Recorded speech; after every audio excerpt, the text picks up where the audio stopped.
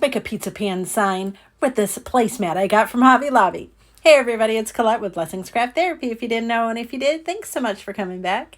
All right, so we have a pizza pan from Dollar Tree. And if you didn't know, the splatter screens are the exact size as your pizza pan. So I traced it onto my placemat. I got this placemat at Hobby Lobby, and look at how cute it is, right? All right, so then we're going to paint our pizza pan just around the rim with some chalk paint, let it dry. Then I'm gonna do the center of our pizza pan with Mod Podge. Now I flipped my pizza pan over. So this is actually the back of the pizza pan. So it's the center is like raised. I put our placemat on the Mod Podge and then I kind of braid it down. You know, I rolled it so it wasn't having any bubbles or anything in it. And then I took some jute and I'm just gluing it a couple, I would say probably 3 times around. And the reason why is because the width of this placemat didn't actually fit the pizza pan. So there was a little bit of a gap. Even with the white, I didn't like it. So that's why we did the jute. Now I have some, these are little bead garlands from Dollar General. They were on sale. They were 50% off and I was there for it. So I cut the tassels off and I know some of you are cringing. Don't cringe. It's okay. It's going to be fine. I mark where I want my handles and I'm using a crocodile. This is the best tool I've ever had.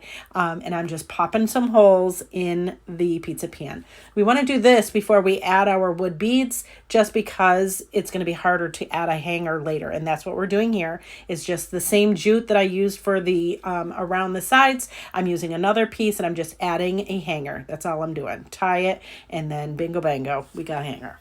Perfect, right? Right. You don't even have to do that part, I suppose, but you got to hang it, right? So then those beads that we cut the tassels off, now we're going to add them to the pizza pan.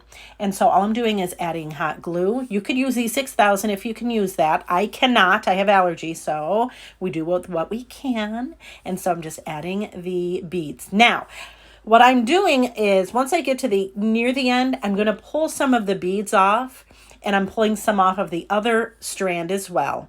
We have 2 strands here.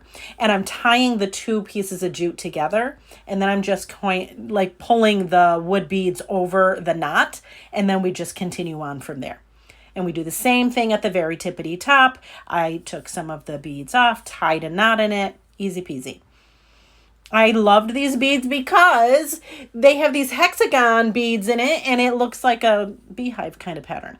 Now I also have this little, I don't know what you'd call it. It's a little embellishment. Also from Dollar General, 50% off, so it was 50 cents. I glued that on, and I did use my Liquid Fusion for that.